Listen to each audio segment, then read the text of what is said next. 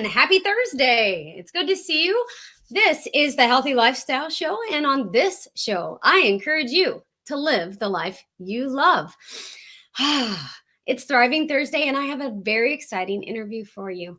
I met my interviewee, my guest today, I guess over a year ago. And she's a fellow YouTuber, and met her through, I believe, one of our science teachery friends named Carly at Nerding for Nature now. But Jenny is the science mom, and I want to read you her bio and get her introduced to you all so that you can say hello and ask her questions. We're going to talk about something that I believe is close to many of your hearts today. So Jenny Balliff, I think I said that right. I should have checked beforehand. It has a master's degree in plant science and has worked as a molecular biologist and a wildland firefighter, and at several other jobs that fall in between a lab coat and wielding a chainsaw. She earned the name Science Mom in 2013 when she volunteered to bring weekly science demonstrations to her son's second grade class. If you all will please help me welcome Jenny to the show. Welcome, Jenny. Thanks for being here today. Oh, thanks for having me, Kay. Happy to be here. And you did say my last name correctly, so I commend you because not many people do. Yay! It's that teacher thing. I never want to get somebody's name wrong. Oh my goodness. We have a huge room here already. I say that there's 10 people watching, and I know that most everybody in here are YouTubers. So we talk about lifelong learning all the time on the Healthy Lifestyle Show, and I think that the topics that you want to cover today are going to be something that they are going to love. So for those of you who might not know how this works, I spend most of my time talking to my guests. So if you have something that you want to have her see or a question for Jenny or me, please make sure you put @HappyTrailsHiking in it, and I will be sure to get that on screen. Lots of people are saying, hi, Jenny. It's good to see you. Oh, thanks everybody for being so welcoming. That's wonderful. And I know that Jenny knows within hiking distance because we commented on some of the same videos. So it's good to see everybody today. So Jenny, Science Mom, can you tell us a little bit about what you've had going on with Science Mom lately? Yeah. So I'll tell you how I got started. And then when Kay told me that sort of the goal was to talk about lifelong learning, I asked her, can we talk a little bit about learning how to navigate social media and promotion and having an online business? Because I feel like that is where 98% of my attention has been the last several months. Right. So I got started with Science Mom a little bit by accident. My son's second grade teacher told me that she'd had to drop a lot of the science from her curriculum because of the new testing requirements. And that just broke my heart. And so I asked her, can I bring in a science demonstration every week? Give me 15 minutes a week. I'll bring in something real exciting for the kids so that they have that science enrichment. And she said, of course. And within a year, I was visiting 10 classrooms a week and doing these science demos. As I practiced them more and more, I enjoyed it so much. And I thought, you know what? I really want to make this my job, because I was working part-time at a college. And so I had my paid job, and then I had this passion hobby that I was doing, going and teaching science. And I thought, I want to switch these. I want to make this hobby a real job. So I started the YouTube channel in December of 2016. I'm coming up on my 3-year anniversary next week. And I somewhat naively thought that within a year I would be, able to hire Math Dad as my assistant. I was like, oh, lots of other people are doing this. I have a master's degree. I'm an intelligent person. I should be able to just nail this. I'll figure this out. 3 years later, it still, according to our tax report, it would still qualify as a hobby because I usually spend more than I earn. So we're still working on trying to make this like a paying job. That's the real challenge, right? Right. I understand completely. So yes, I understand that. And Panic D is saying, Panic D Paranormal History, or Our Haunted Travels, Panic D, they just changed their name. Science Mom and Math Dad, and he likes that. So yes, and I guess I need to tell that story. I started YouTube in June of 2016, and I probably met you in January-ish of 2017, because yeah, something to that effect. Anyway, and my students would come in on Fridays, because you would do the science mom versus math dad challenges on Fridays. And so my students learned that I was watching these and trying to figure them out. And I would ask them for help, because they're all smarter than I am. But they would come in on Fridays and go, okay, it's advisory time. Let's do our challenge. Are they on yet? Have they uploaded it? Is it there? And so I loved it. I was like, oh, they are so on demand. And I thought, oh, this is going to take off like gangbusters. But there's more to the story than that, I guess. But my kids loved it. Loved it. And it's funny, because this Math Dad versus Science Mom series, and Math Dad got his name from the kids as well, because when I was doing school visits, kids would ask, well, if you're Science Mom, where's Science Dad? You know, is there a Science Dad? And since he's a mathematician, I said, well, your name is Math Dad. That's his background. Right. So we had this little series, Math Dad versus Science Mom, where he would challenge me to solve a problem live. And we liked it because it's something that we could film. You know, we could film 6 of them while our kids were watching a movie, and then over the next couple of weeks, he would edit them and schedule them on YouTube so they would come out weekly. And that's one of the big pressures you have as a YouTuber, is this feeling that you have to be producing content as fast as humanly possible. And so Math Dad versus Science Mom, we sort of felt like it was primarily our way to signal to the algorithms, this channel's not dead. We're still producing content. But they never got traction, partly because I think of the way that we titled them, because they're titled Math Dad versus Science Mom 1 all the way up to, you know, I think we're on like 46 now.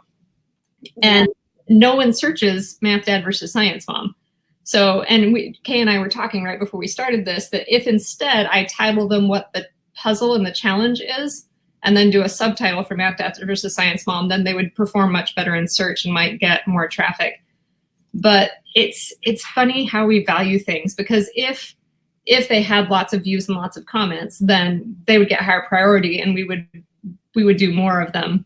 But with 30 views-ish per video, more or less, and without a lot of comments, we've talked several times about whether we should just abandon this whole endeavor with that particular series of videos. You know, is it worth doing? Me personally, if I know that somebody enjoys it, even if it's just a few people, since they're not a whole lot of work to do, I'm happy to keep doing them. But yeah, it's hard to know sometimes. I totally understand. It's kind of like, well, it's kind of like doing a live show every day and having, 4, 5, 10 dedicated people show up. It's great for those people. And I love seeing these people every day.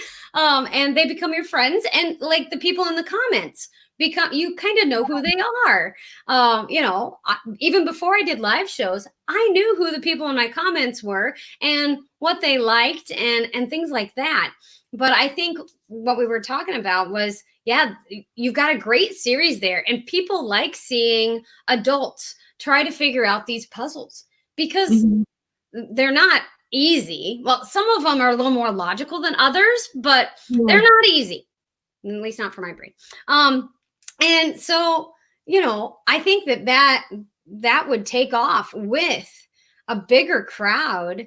People love puzzles. And that was the one thing that I knew I was going to watch on Science Mom's channel every week, so it was really cool. But I think that, if we spent more time on search and things like that, and going from there, kind of like, Danny Mick Reacts just got here, and he has a great reaction channel. He reacts to, heavy metal music and things that I don't listen to on a regular basis, but he makes reactions to music videos and songs, and has gotten great traction lately with with several, like, either titles of songs or bands, and their fans will search and find his reaction, and of course they want to see how somebody else reacts to the music they like.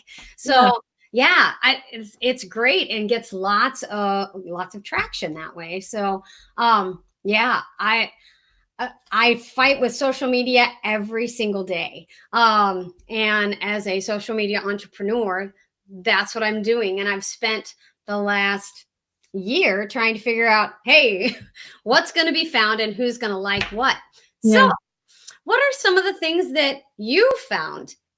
And if my chatters down there have any reactions to what we've found, please let me know. Type it in the chat. We'd love to hear from you. So, All right. Well, I'll tell you the biggest lesson that I've learned this last month, and this is something that I had heard at conferences. I'm also a writer, and I've been to more than a dozen writing conferences, and a lot of the things that you see in a writing conference translate well to any creative career, because a lot of it has to do with connecting with an audience, finding fans, and then building relationships with those fans. And one of the number one things that I've heard for the past 5 years is that your most important resource is an email list. That you need to build an email list, have that email list, and have that connection to your fans. And every time I heard it, I would sort of roll my eyes like, oh, that's just one more thing to do. And I don't want another newsletter that someone's producing just to produce a newsletter in my inbox. And I don't want to write that type of newsletter. So I never did it. And then when there had been rumors after the FTC sued Google for 170 million, kids, if you had content directed towards kids, you most likely were going to get demonetized. And I wasn't too worried about it because I don't have ads on my videos except for one anyway. But then when I got the email and it said that content for kids was also losing notifications and comments, oh my gosh, I realized like this kind of nightmare scenario it was coming to pass, that I was not going to have any way to connect with my audience. That, I had regular people who would comment, but once January 2020 happens, Google's not going to send them a notification when I release a video. right.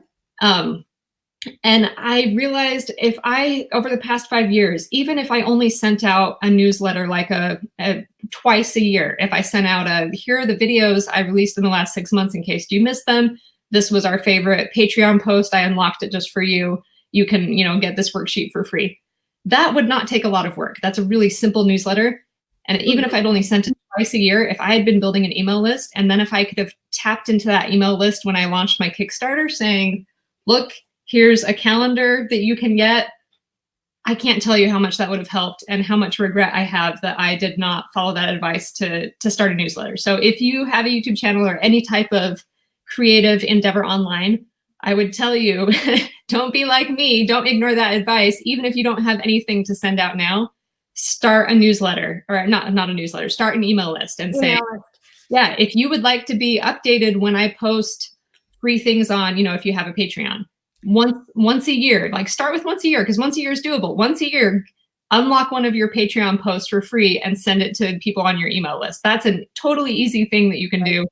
And it's so important, because when I got that email and realized I was losing notifications, it really became sink or swim for me, where I need to get funding I've been working, I hired a couple people to work with me on social media the last month. And it's been so good having their support. And I really want to keep these people that I've hired just to work part-time to help with social media, but I can't do it without funding. So this Kickstarter has been all consuming. And at several times I've just thought to myself, oh my gosh, email, have an email list. So I've said a bunch of times, you need to have a landing page. By the way, have you all been to visit happytrailshiking.com? Anyway, or science.mom. Science.mom. I'll put that it's in the description. And I'll put that in the chat in just a second. Brian's Les Hills Homestead says, are you doing it for the enjoyment or the money? That may determine the way to label them to get them noticed. That's a great question. So I think most people who have a YouTube channel, if you have it for more than a year and you haven't exploded and become viral, I think you're doing it for the passion first. You have something you want to share. You want to make a difference in other people's lives and have connections with other people. Like that's motivation number one, I think, for me and for most other YouTubers, small YouTubers. But there does get a point, especially if you're investing your own resources into it and draining your family's savings account, there does get a point where you say like, all right, if I'm going to justify continuing to do this, I've got to find a way to get paid. And that's kind of where we're at right now. Totally. I understand. Our Haunted Travels, Panic D says, I 100% agree. We've been doing that for a while, meaning the email list. And I know that Panic D has a pretty, a pretty active Patreon account. So yeah, they have a lot of things and a couple of websites. And I have an email list, but I haven't had mine active in a very long time. And so I probably need to start sending out a few newsletters and getting that reactivated. And I guess I'll add that to my clipboard list of things to do. That's what I'm learning about, about social media entrepreneurship, is that there's nothing quick about it. There's nothing quick or easy, and everything takes work on your part. It does, but you can be strategic about it, and I think it's really important to be strategic. One of the things that I learned recently that has been really helpful for me in planning my social media efforts was that I need to profile my ideal audience.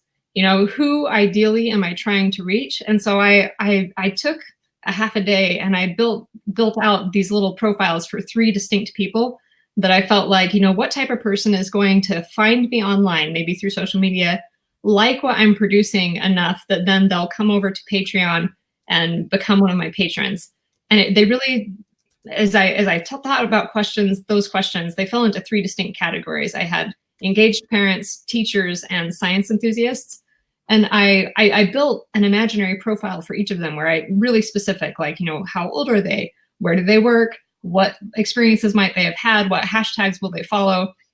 And that has really helped a lot. And again, this is only a month or so old. We just started this, but on Instagram, we've grown by, I think, 70 followers so far using this strategy where we're really trying to target content to every time we plan it out. You know, it's, would our ideal audience like this content? Would this be valuable to them? And since we made a profile around who our ideal audience is, it's an easier question to answer. And then I've been trying to find people who use the hashtags that I'm using and comment on their material, so that hopefully that'll help them to come find me and become an engaged follower. And that's been helpful so far. That's awesome. Yeah, I still have trouble with Instagram, and we talked a little bit about this before, because Instagram seems to be the one where people can't share your content. And I've found that in the social medias that I want people to share out my content. And so it's the one that you can't share. And so, you know, on YouTube, people can share your content. They can share it to the other things, but I don't guess I figured out how to make Instagram work for me. And there's a learning curve with each of them, because they're all a little different. In Instagram, you can share stories, but that's really the only thing that's shareable. Sure. And so it is a little different. And I feel like with Instagram too, if you're going to be doing it, it really helps to schedule out content in advance. So the science calendar that we did for the Kickstarter, we had little science cartoons that I had drawn, you know, states of dino matter, solid, liquid, gas. And well, I had 12 cartoons, and then I decided, all right, I'm going to alternate cartoon and other, you know, and a different post, like a picture of me in the classroom or a nature photo, and then alternating those back and forth worked pretty well, and it wasn't too hard to then have that content because I had 12 in advance. And then yesterday I just started working on more cartoons, and I'm going to draw at least 10 before I post them, so then I have a reserve to draw from. And that helps. Cool. Yeah, I can imagine that is very helpful. Our Haunted Travel says that wants to order a transcript of this stream. No, but you can watch it over and over. I'm kidding. Yes, this stream will stay up after the interview's over with, and I'll probably retitle it a little bit differently than Science Mom interview. But yes, those are great ideas. So with your Kickstarter campaign, and by the way, congratulations, you got your Kickstarter fully funded, correct? We reached the first funding goal, and Kickstarter is a little tricky because since it's all or nothing, you either get all of the funding or you get none of the funding, depending on if you reach that first goal. It incentivizes you to set that first goal low. So I said, all right, what's the minimum amount that I would be able to produce this next series of videos about the atmosphere, weather, and climate? And I decided, all right, I want to pay these people that are working with me part-time for at least 3 months. And I set it at $9,000, so I could pay each of them $1,000 a month. And we just hit that yesterday, which was super exciting. Woo! But if I'm paying, if we stay here, if we plateau here for the next week and we don't go any higher, it actually only equates to about 6 weeks of work for them, because I have the printing of the calendars, there's the Kickstarter processing fee, there's the mailing the calendars, there's buying a vacuum chamber, and that eats up quite a bit. So now the challenge is to say to everyone who's following the campaign, yay, we hit that first goal, but to really produce this, we need to hit our stretch goal. So we're hoping to build up to hit at least that first stretch goal.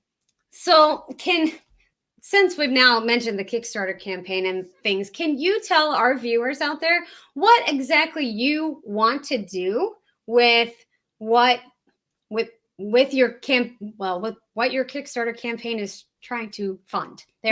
Yes, I will. And then I'll also tell you, just in case any of you ever are thinking about doing a Kickstarter, I'll tell you kind of what I learned about how you should run a campaign and why I was not able to follow that as advice. And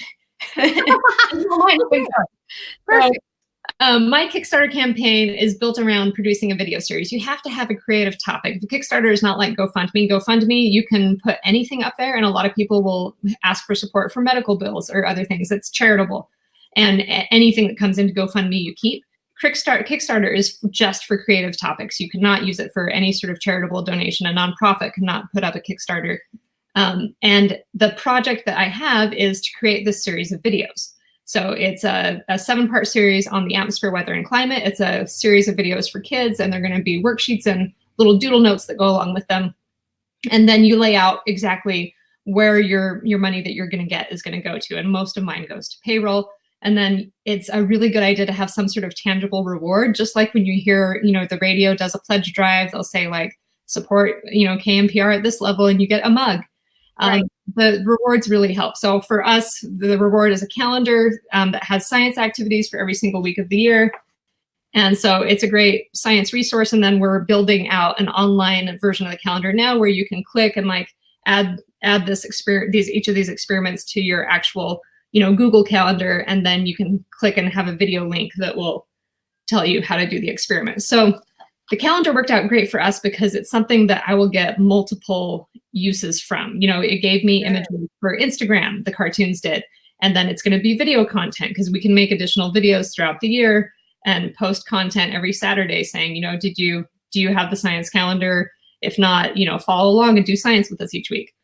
So that's how our Kickstarter is running. Pledge at this level, you get a calendar, either digital or print, and then on December 20th is when the campaign ends. And if we're at our funding level on December 20th, we get paid. If we were not at 9,000, we would not get anything. And you can't delete your campaign either.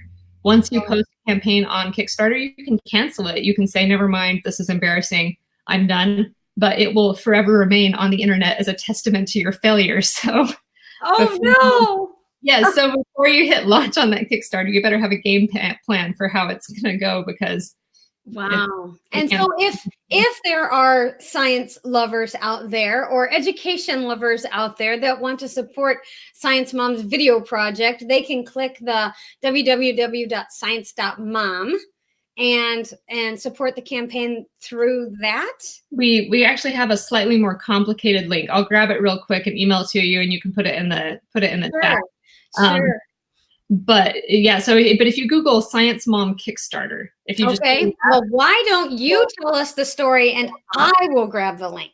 Okay. Actually, let me tell you real quick what I learned in my research about how to run a Kickstarter campaign, because it was interesting. Sure. And then because of the timeline, we were not able to do this. But here's how Kickstarter goes. 2/3 of projects that are put on Kickstarter actually don't get funded. They never reach their goal. And then only 1/3 get funded. So that tells you right off the bat, it's a challenging thing and fundraising always is, right? Trying to ask people for money is hard. Sure. It's not something that's easy. And most of them will have, the ones that don't get funded have one of two trajectories. The first is that they launch, there's a tiny little blip of like, 3 people pledge some money, and then it flatlines for the entire rest of the time and nothing else happens and it fails. The other is that there will be a blip at the beginning of people pledging, there will be a mid-campaign slump where not much is going on, and then at the end, the last 2 days, you'll have more people pledging, but it's just those two humps of money coming in is not enough to get to the goal. And successful campaigns follow one of two courses. One is that same, lots of people at the beginning, lots of people pledge at the end, there's a slump in the middle, but the total amount coming in is enough to get there. And then the other is that there's a big hump at the beginning, and then they have sort of this, like, it just cascades up and up because they get press coverage and because they're featured on the Kickstarter main page, because Kickstarter will pick projects that have a lot of engagement and that they think are doing well and successful, they'll feature on their main page. Got it. So if you want to be one of the successful, have the successful funding model instead of the failed funding model, it's so important to start your launch with a bang. You really want to have a significant portion of your funding come in on day one. Ideally, you would get 100% funded in day one and then be able to throw a little sticker on your thumbnail saying funded in day one, because that's proof of concept. That tells, there it is. Yay. That tells people that your concept is valid, that it's going to happen. And if they see that other people have backed it, then they're more likely to consider backing it. And to have that big start on day one, you've got to, most people who professionally run Kickstarter campaigns, they'll take 6 to 12 months to prepare for the campaign. And that preparation is contacting influencers who are in your area and already have access to your audience. It's coming up with press, contacting reporters and making sure that there will be press coverage of your project. And it's building that email list and making sure that you can email, thousands of people on day one saying, you can get it, it's live now, and you want some portion of them to come through. I think something that a lot of creators don't realize is the conversion from follower/fan to super fan who will actually give you money. Right. That conversion is pretty low. 1 to 3% is typical across a lot of different areas. But a lot of people, if you ask a creator just starting out on YouTube or on another thing, all right, so you have this many fans, how many of them are actually going to become patrons, or how many of them are actually going to, become paying customers? A lot of people will think, like 20% of the people I know. And if you think that, then you're in for a really hard journey and you'll be really disappointed because the actual number is a lot lower. But if you know 1 to 3%, then you can kind of reverse engineer that. And you can say, okay, if 3% of the people who know about this are going to support it, that means to be successful, I need to reach 10,000 people. Can I reach 10,000 people? Right. And kind of set your sights on that. Like, okay, if I can just get the publicity out to 10,000 people, then we should have enough support to make this work. So we designed our Kickstarter and launched it within a week and a half, which I would not recommend. It was super stressful. It was really stressful. Wow. And then we only had, and when I say we designed and launched, so we designed and came up with the concept, got the calendar ready, and then got our launch page done, but then we set it to go live after. So we had just 1 week of publicity to reach out to people and say. You started this in November? Yeah, I did. Oh my gosh, Jenny. Well, serious congratulations. Within hiking distance is saying congratulations, but congratulations on the success that you've seen so far. And holy cow. Wow. I'm so impressed. I'm so impressed. I mean, I know that it's been stressful and that you're like, this has not gone the way I've wanted it to. And, it is funny because you have high hope goals and then you have more realistic goals. And I'm just so happy that I get to mail these, because for a while I was worried that I would have these 500 calendars printed on my doorstep. But then if I'm not funded, I actually can't even email my backers. I don't get their email addresses. I can't contact them if we don't get funded.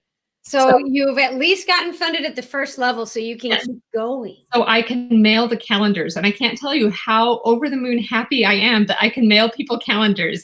I've just been giddy all day that I get to mail them out. That's awesome. That's awesome. And people are all saying, well done, and it's awesome and congratulations. So that's amazing. Yeah, I don't think that I mean, I knew that you were doing this, and I saw your video and I shared it in our Healthy Lifestyle Crew on Facebook, and was like, okay, she's gonna do something. But I didn't realize the short timeline that Yeah. you've been on. So in the last few months, you've learned a lot about Instagram and a lot about Kickstarter. Yes. Um, and um, and we're still learning and figuring out about YouTube. But you've been a writer in the past, and so know that those things can transfer. And Mhm. that's some of the things that I've learned in the last year is that search engine optimization does transfer across all websites and YouTube, and Mhm. I'm sure even Facebook and things like that do some of the same things for videos and posts and things like that, things you add titles to. Yeah. Um, so I think that that's very interesting. Have you learned things about your Facebook audience, or like, do you have a Science Mom Facebook page? I do. I have a Okay. Science Mom Facebook page, and when Facebook changed the way that pages operate a while, and this was a little more than a year ago, Yeah. and I felt like it kind of became more pay to play, where your audience that had liked your page, instead of seeing your post, then Facebook would try and get you to say, "Hey, promote this post for $5 so that people who already liked your page will get to see it." And that made me feel a little disgruntled towards Facebook in general. And I Yeah. haven't been giving my page quite as much attention since then, Gotcha. until the Kickstarter happened. And then once the Kickstarter happened, I've been more active on social media than I've ever been to this point in my life. Right. You Working on found it. out that you were a social media entrepreneur instead of just a teacher, you know? And I have to tell you, because on Kickstarter, you can see where traffic comes from when people pledge, and Facebook is by far the biggest. It's just more people are on Facebook. It's easy to share content on Facebook. I have friends and family who are on Facebook, and like when you posting it in your group, it's easier to have people share your message on Facebook.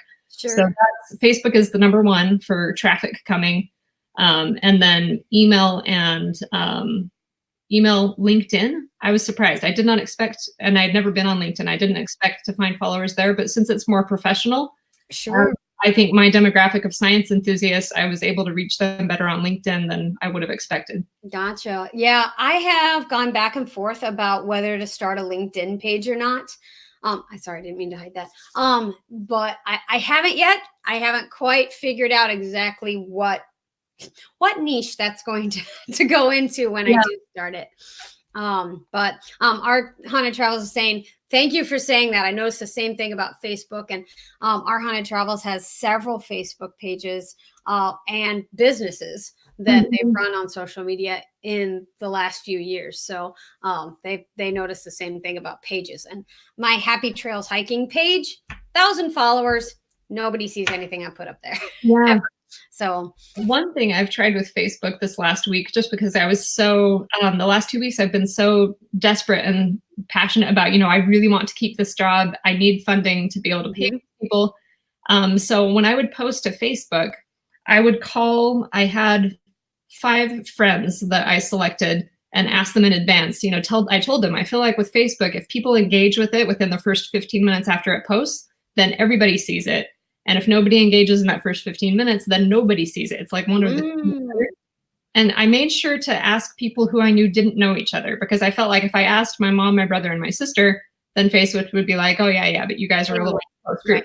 But if I asked my mom, my writer friend who did not know my mom, and another person who didn't know either of those people, then this seemed to work decently well. So I would say, all right, I'm going to post in 15 minutes. Are you online? Could you engage with it?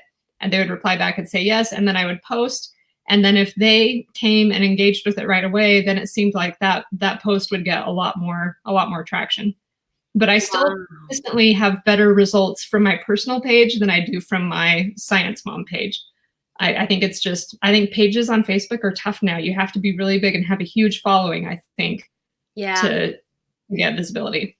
Yeah, I've I've done a little better with groups, but groups don't want self-promotion. So you're not allowed to say, hey, I did this cool thing and show anybody.